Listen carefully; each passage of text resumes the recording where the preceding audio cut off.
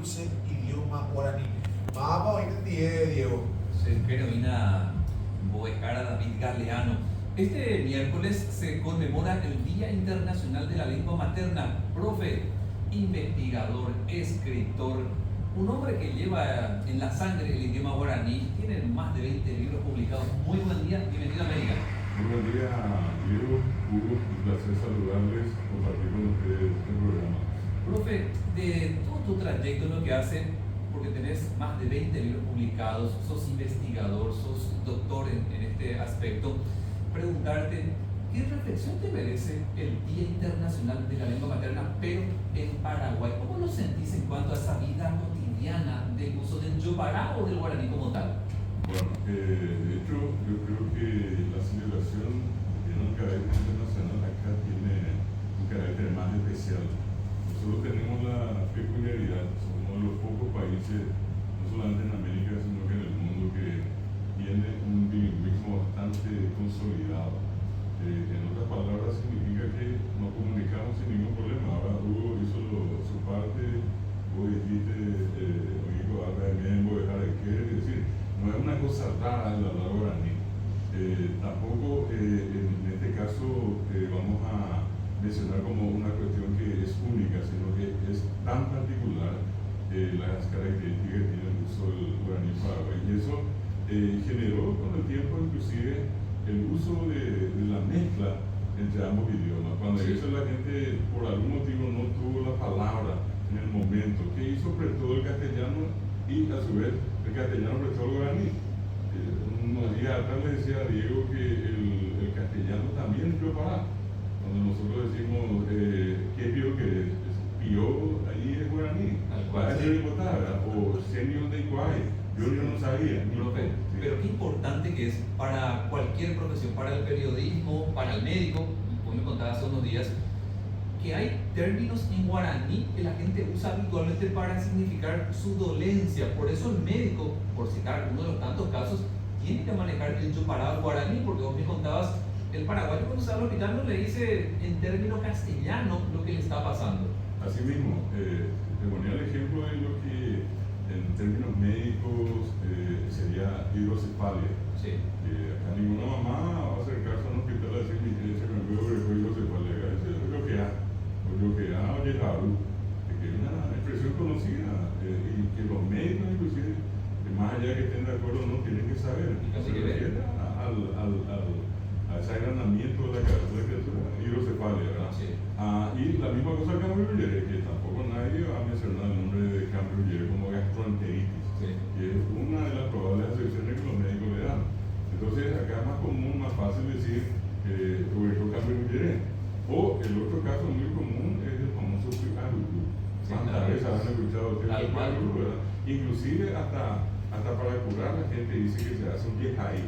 El yejay es como una especie de marca que uno hace con la espina y ese coco, el naranjo, en fin, con algo que tenga puntiagudo, ¿verdad? Sí. Y entonces con eso se hace una raya, la persona que cura hace eso, pero lo hace, esa persona lo hace usando términos guaraní.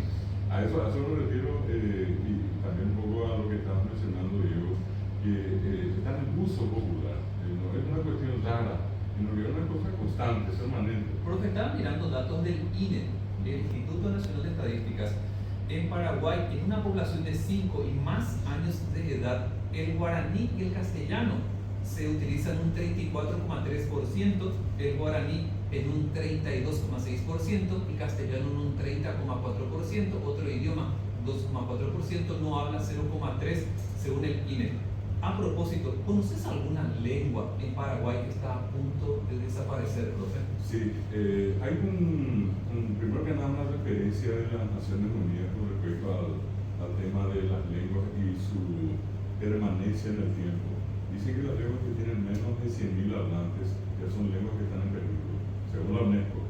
Y otro dato importante, unos años atrás la UNESCO ya decía que cada 15 días muere un idioma del mundo. En el caso nuestro del Paraguay, nosotros tenemos los idiomas hablados por las comunidades indígenas no guaraní, por ejemplo los que están en la zona del Chaco, hacia la costa del río Paraguay, Angueité, Guaná, Sanapaná, Toba, Lengua, sobre todo las tres primeras, Angueité, Guaná y Sanapaná, que tienen un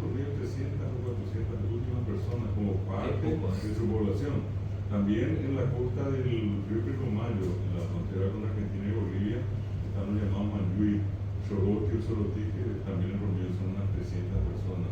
Es decir, esas son las comunidades que están en riesgo, no solamente de una desaparición lingüística, sino que inclusive están al borde de la desaparición étnica, completamente. Hablaste de 3 mujeres que son las que sostienen una lengua. Asimismo, la comunidad guaná, estudiada por el doctor Sao Nicolatino, lastimosamente fallecido, a partir de una propuesta de la Secretaría de Política y Lingüística, él hizo un estudio y ese estudio demostró que las cerca de 300 o 400 personas componentes de la etnia guaná, solamente ya en ese momento, estamos hablando de 3 años atrás, 4 mujeres hablaban guaná. Y de ellas falleció una en tiempo de pandemia y ahora quedaron 3. Con el agravante te decía de que el guaná tiene algo parecido al guaraní. En el guaraní nosotros tenemos el vocabulario del hombre y de la mujer. Ahora la mujer dice señembui al hijo o a la hija, señembui cuñá. El guaraní dice seraí o seraí al hijo o a la hija. ¿Y qué es lo que encontró Gina en su investigación? Que ya no existe, ningún varón en la comunidad guaná ya habla el idioma hablado en su momento por los varones guaná. Solamente se rescató el hablado por las mujeres. Y lo triste del caso es que ni siquiera existe ya la posibilidad de, por ejemplo, promover en las escuelas. No hay un plan diferenciado para enseñar guaná, por ejemplo. Ellos directamente aprenden o guaraní o castellano. Incluso hablan alemán para la proximidad con los menonitas. Pero es una situación muy delicada. Sin duda el guaraní, por supuesto, es un desafío grande en cuanto a la enseñanza, ¿no?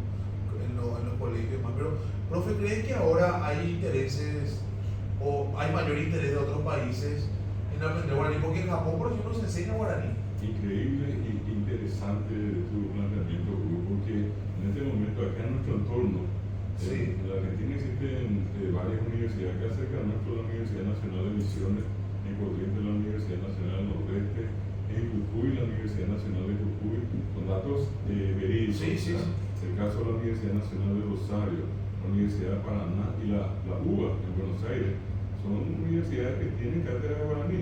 Lo mismo acá del otro lado, la famosa USPI de San Pablo, la Universidad de San Pablo, la UNIL acá en la frontera con Paraná, en Foz do Iguazú, la Universidad de Dobrados en Mato Grosso, tiene cátedra de guaraní.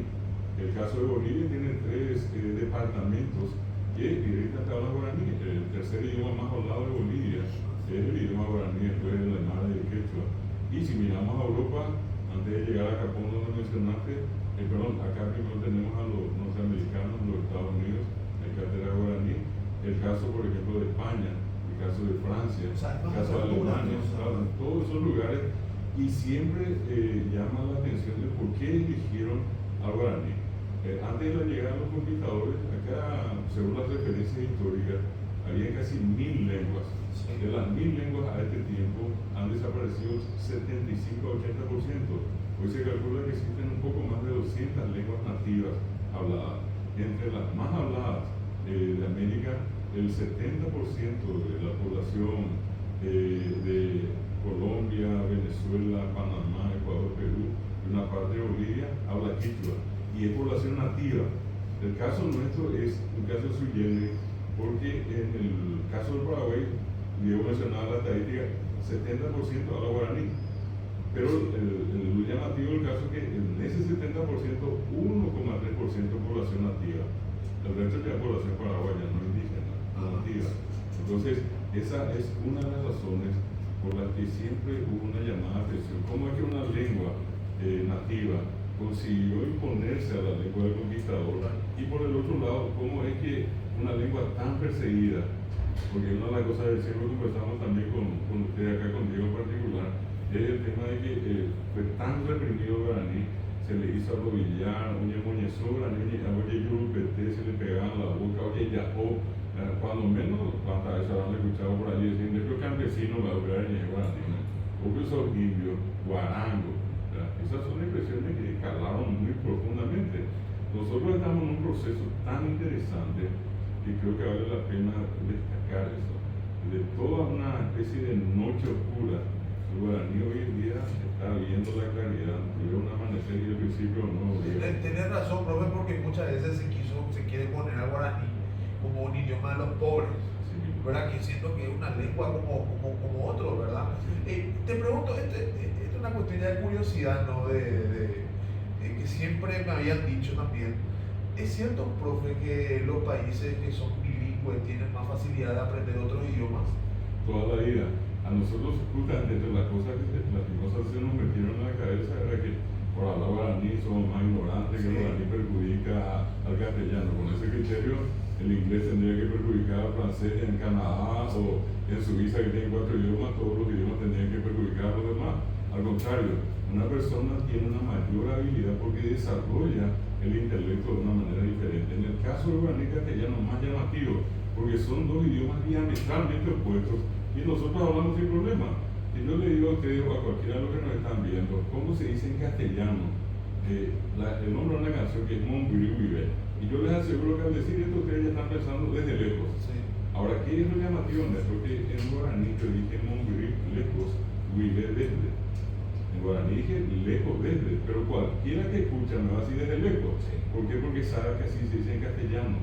Del mismo modo, si es que yo, por ejemplo, les digo en castellano, ¿cómo se dice en guaraní? Camino, yo camino.